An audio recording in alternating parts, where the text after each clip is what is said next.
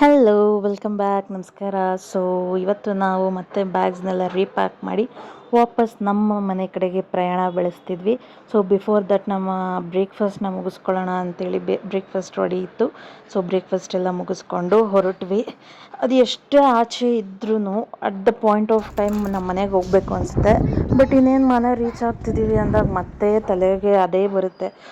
ಬೆಳಗ್ಗೆಯಿಂದ ಮತ್ತೆ ಎದ್ದೇಳಬೇಕು, daily routine ಶುರು, ಎದ್ದೇಳು ಮಾಡು ತೊಳಿ ಬಳಿ ಇದೇ ಆಗಿಬಿಡುತ್ತೆ ಅಂತ.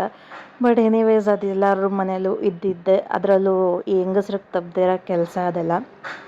ಸೊ ಈ ಜಾಗದಲ್ಲಿ ಒಂದು ಸ್ಟಾರ್ಟಿಂಗ್ ಆರ್ಚಿಂದ ಹಿಡಿದು ಎಂಡಿಂಗ್ ಆರ್ಚ್ ತನಕ ನಂಗೊಬ್ಬರು ಕನ್ನಡದವ್ರು ನೋಡಲೂ ಇಲ್ಲ, ಸಿಗಲೂ ಇಲ್ಲ.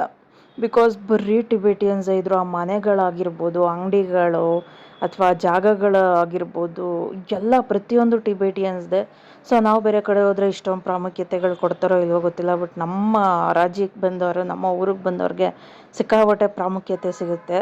ಅದು ಹೆಂಗೆ ಅಂದರೆ ಒಂದು ಊರನ್ನೇ ಫುಲ್ಲು ಬಿಲ್ಡ್ ಮಾಡ್ಕೊಂಬಿಟ್ಟಿದ್ದಾರೆ ಅವರೇ ಹಂಗೆ, ಆ ರೇಂಜಲ್ಲಿ. ಆ್ಯಂಡ್ ಒಳಗಡೆ ಹೋಗಿದ ತಕ್ಷಣ ಇಲ್ಲೇನು ಕಾಣಿಸ್ತಿದೆಯಲ್ಲ ರೈಟ್ ಸೈಡ್ಗೆ, ಅದು ಒಂದು ಗಾಳಿ ಬೀಸಿದ ತಕ್ಷಣ ಸೌಂಡ್ ಬಂತು. ಹಾಗೆ ಮೈಂಡ್ ಒಂಥರ ಚಿಲ್ ಅಂತು, ಅಷ್ಟು ಚೆನ್ನಾಗಿತ್ತು.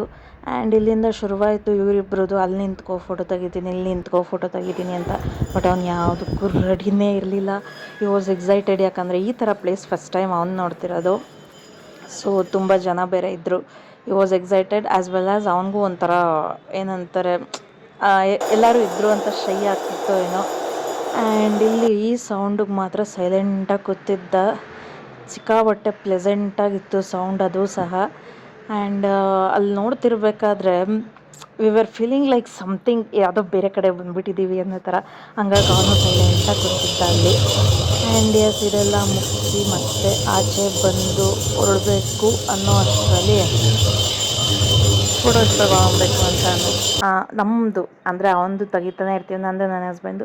ಸೊ ಹಾಗೆ ಸ್ವಲ್ಪ ಟೈಮ್ ಸ್ಪೆಂಡ್ ಮಾಡಿ ಫೋಟೋಸ್ ಎಲ್ಲ ತೆಗೆದು ಲಾಸ್ಟ್ ಒಂದು ಶಾಪಿಂಗ್ ಮಾಡೋಣ ಅಂತ ಮಾಡಿ ವಾಪಸ್